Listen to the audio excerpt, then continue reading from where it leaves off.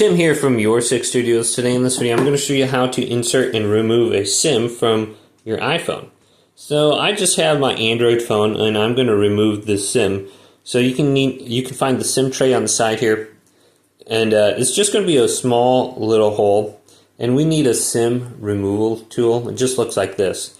This one came with my phone, and you just press it in here and it will pop out the tray just a little bit, and then you can take this out.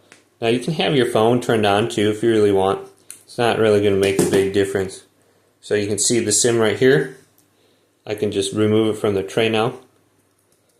And then let's put it into my iPhone. So this is an iPhone SE from like 2022, I think. So you can see the hole right here. It's usually on the side, and sometimes you'll have little holes here. Those are probably going to be microphones, so you might not want to be poking this tool in there. And then you can just press this in, just like this, and it'll pop out the little tray. And this one just has a SIM tray. There's no SD card in there or anything. Then we can just line it up, and then it should be in there. Okay. And then let's slide it in, just like that. It's really easy. Now you probably want to go up and down the side just like this a few times. Just make sure that's latched in there. And then we can see if we have any kind of mobile data.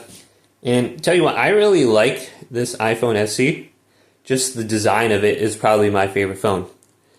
And then you can look on the top here if you have a signal. It says T-Mobile is active on there. So I'm good to go. And then you might also get like a text message saying, hey, you're active, this is how much data you have, or something like that.